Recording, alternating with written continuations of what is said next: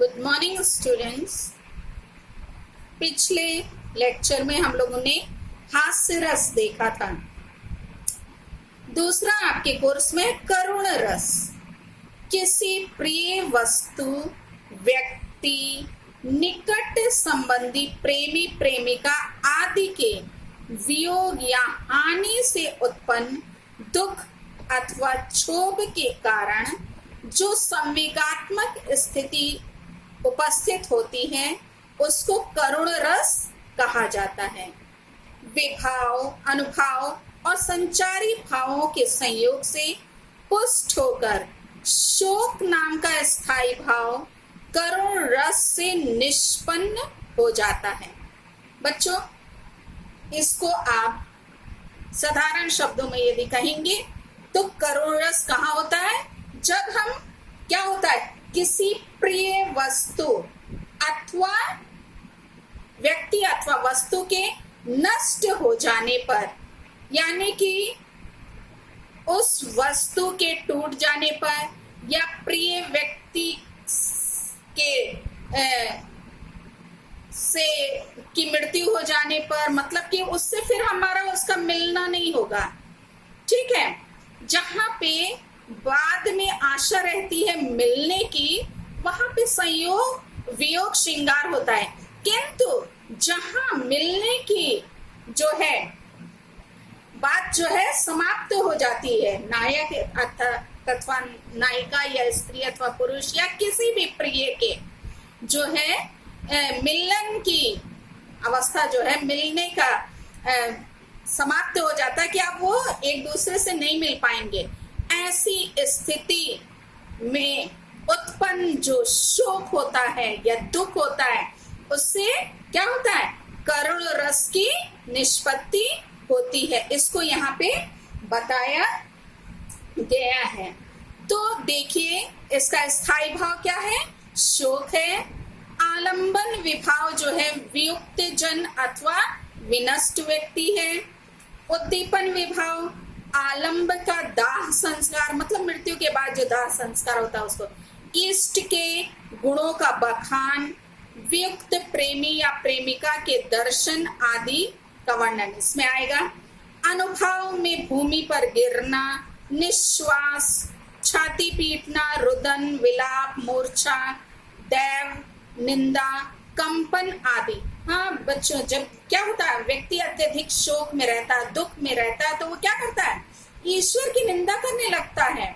और जब कोई उसका अजीज, उसका परम प्रिय क्या हो जाता है, मृत्यु को प्राप्त हो जाता है, वो छाती पीटने लगता है और बेहोश होकर क्या होता है, भूमि पर गिर जाता है। वो जोर जोर से विलाप करता है, रोता है।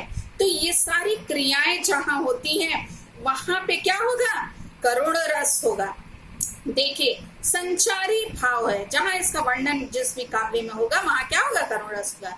संचारी भाव निर्वेद, मोह, अपस्मार, व्याधि, ग्लानि, स्मृति, श्रम, विषाद, जड़ता, दीनता, उन्माद, अपवाद आदि, ये सब क्या है? संचारी भाव हैं। उदाहरण के द्वारा देखिए, स्पष्ट होगा।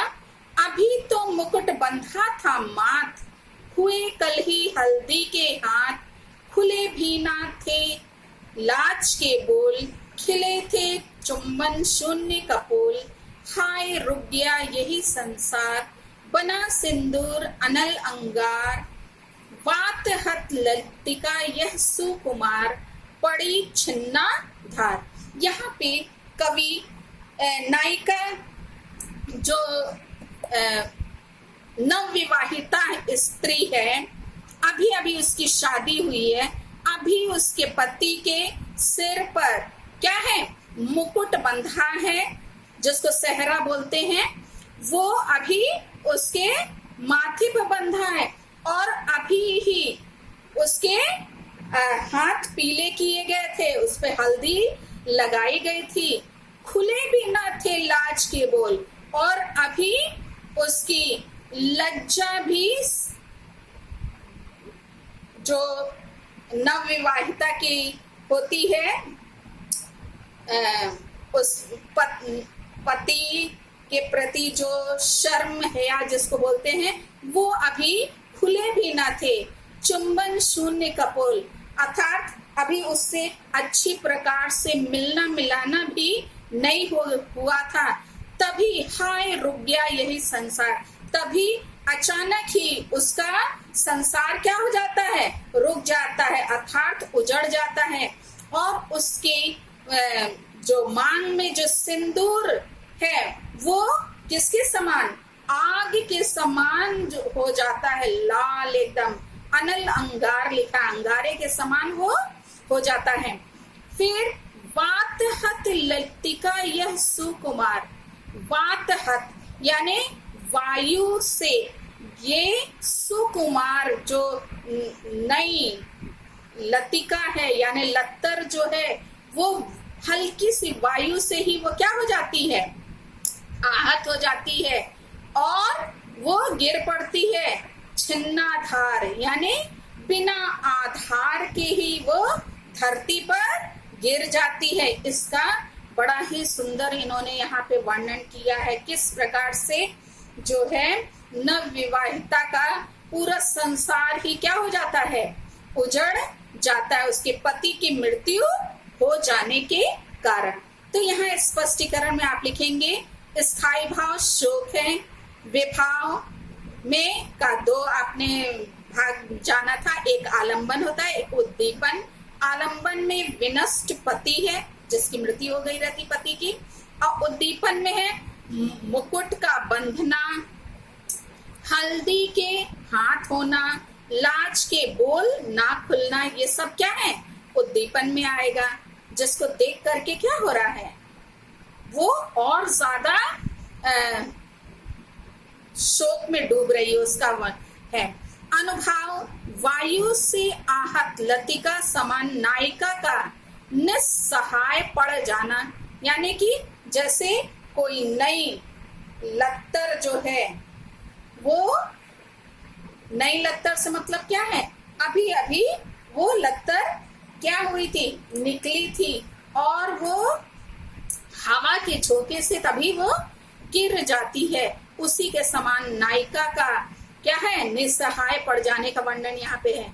संचारी भाव देखिए, विषाद, विषाद यानी दुख, दीनता, स्मृति, जड़ता और मूर्छा आदि है। वो क्या हो जा रही है, पति की मृत्यु का समाचार सुन के कारण वो क्या है, वो मूर्छित हो जा रही है, इसका वर्णन है। तो इन सब जो अंग हैं जो रस के, उन सब का अंगों को मिलाने पर क्या है, यहाँ पे करुण रस की निष्पत्ति हुई है। अतः उपयुक्त उदाहरण में क्या है, करुण रस निष्पन्न हुआ है। तो ये रहा बच्चों करुण रस। इसमें एक बार फिर से हम आप लोगों को बता दे रहे हैं कि करुण रस में क्या होता है, किसी प्रिय व्यक्ति अथवा वस्तु के नष्ट हो जाने पर जो दुख की अनुभूति होती है, जो शोक होता है, उससे करुण रस की निष्पत्ति होती है। मतलब कि उसमें मिलने की संभावना क्या हो जाती है, समाप्त हो चुकी रहती है। जहाँ पे नायक तथा नायिका या स्त्री अथवा पुरुष के मिलने की संभावना बनी रहती है, वहां पे वियोग श्रृंगार होता है। किंतु करुण रस में ऐसा नहीं है, वहां मिलन की जो अवस्था है, मिलने का, वो समाप्त हो चुका रहता है। मतलब कि आप उससे फिर पुनः प्राप्त नहीं कर सकते हैं। देखिए यहाँ पे ढेर सारे उदाहरण आपकी बुक में एक्सरसाइज में दिए हुए हैं। हे जीवितेश उठो उठो, यह नींद कैसी घोर है क्या तुम्हारी योग्य, यह तो भूमि सेज कठोर है। ये क्या है, ये आपका करुण रस है। इसका स्थायी भाव क्या है, शोक है। इसमें ढेर सारे हैं, देखिए ये आपके कोर्स में भी हो है, विपत्ति बटावन बंधु बाहु बिनु करो भरोसो काको, ऐसे करके ढेर सारे जो हैं उदाहरण आपके ये एक्सरसाइज में दिए हुए हैं और इसका आंसर आपके नेक्स्ट पेज पर बच्चों देखिए नंबर 6 का सारे का आंसर भी यहाँ पे दिया हुआ है कि किसमें कौन सा रस है और क्या उसका स्थायी भाव है। तो आप इन उदाहरणों को जो ऊपर में दिए गए हैं उसको भी आप क्या कर सकते हैं, याद कर सकते हैं, क्योंकि परीक्षा में क्या है बच्चों उदाहरण दिया रहता है और आपको पहचानना रहता है कि इसमें कौन सा रस है और उसका स्थायी भाव क्या है। तो इन सारे उदाहरणों को भी आप पढ़ लीजिएगा और इसको आप स्मरण कीजिएगा, याद भी कर लीजिएगा, ताकि आप जो है परीक्षा में उसका उत्तर सही प्रकार दे सके। देखिए एक बहुत सुंदर उदाहरण यहाँ पे इसका भी हास्य रस का। हंसी हंसी भाजे देखी दुल्हन दिगंबर को, पाहुनी जे आवे हिमालय के उत्साह में, शीश पर गंगा हंसे भुजनी भुजंगा हंसे, हास ही को दंगा भयो नंगा के विवाह में। यहाँ पे जो शंकर भगवान है, दिगंबर जो है कौन है, वो दुल्हा बने हुए हैं, जिन्हें देखकर सब लोग क्या हो रहे हैं, जितने मेहमान हिमालय पर्वत के उत्साह से आए हैं वो सब क्या हो रहे हैं, हंस रहे हैं। और शीश जहां पे उन्होंने क्या किया हुआ है, देखिए शीश पर गंगा हंसे, उनके सिर पर यानी शंकर भगवान के सिर पर क्या है, गंगा विराजमान है। तो वो गंगा क्या है, हंस रही है। भुजनी भुजंगा हंसे, और उनके भुजाओं में जो सर्प लिपटा हुआ है वो भी क्या है, हंस रहा है। हास ही को दंगा, हंसी के कारण ही क्या हो जाता है, दंगा हो जाता है नंगा के विवाह में। यहाँ पे नंगा के विवाह में क्यों लिखा है, क्योंकि वो क्या है, शंकर भगवान जो है वस्त्र धारण नहीं किए रहते हैं, है, और बस केवल क्या है, उनके सिर पर जटा है और गले में क्या है, सर्प लपेटा हुआ है। क्या कहते हैं ना, उनकी जटा से ही क्या है, गंगा जो निकली है।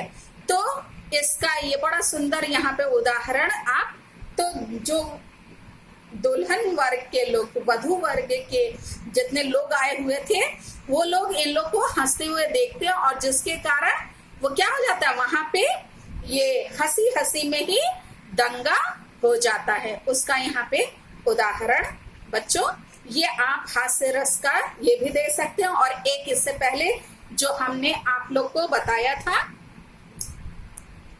एक ये भी उदाहरण जो हमने कल आप लोग पिछले लेक्चर में आप लोगों को बताया था कि विंध्य के वासी उदासी तप वृद्धारी, महाबिनु नारी दुखारे, गौतम तिये तरी, तुलसी सो कथा सुनिभे, मुनि वृंद सुखारे, वह है शिला सब चंद्रमुखी पद, मंजुल कुंज तिहारे, किन्हीं भली रघुनायक जो करुणा करी, कानन को पगु थारे।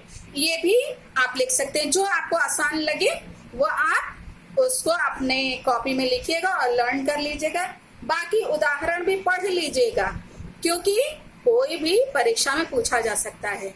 बच्चों ये सब आपने ये कहानी जानते हैं गौतम और अहिल्या वाली, कि कैसे गौतम ने क्रोध में अपनी पत्नी, तिये मतलब पत्नी को क्या कर दिया था, श्राप दे दिया था, और कहा था कि जब रामचंद्र के चरण क्या होंगे, उस पत्थर से, शिला से स्पर्श करेंगे तभी तुम क्या होगी, पुनः स्त्री रूप धारण करोगी। तो वो वाली ये कहानी है बच्चों, इसको आप सबको मालूम होगा, और नहीं भी मालूम है तो भी आप जो है उस पे जो हम बता रहे हैं वो सुनिए, और फिर रामायण में भी दिखाया हुआ है, उसमें भी आप देख सकते हैं। ठीक है बच्चों, तो ढेर सारे उदाहरण आप अभी हम लोग काव्य पढ़ेंगे, उसमें भी अनेकों पद आएंगे, और हम उसमें बताते चलेंगे कि किसमें हास्य रस है, किसमें करुण रस का वर्णन है। तो हम लोग उसको भी देखेंगे, और ढेर सारे आपको एग्जाम्पल इस प्रकार से मिल जाएंगे। तो इसको आप लोग कम से कम 2-2 उदाहरण एक एक रस का अपनी कॉपी में लिख लीजिएगा और सारे जितने भी हमने आप रस बताए थे सारे रसों को आप अपनी कॉपी में लिखिएगा, उनका स्थायी भाव लिखिएगा और रस किसे कहते हैं ये लिखिएगा। तो आपको बस यही काम करना है।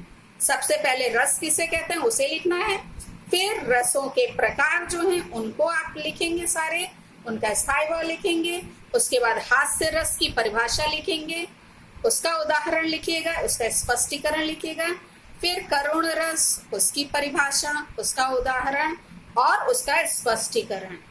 ठीक है बच्चों, थैंक यू।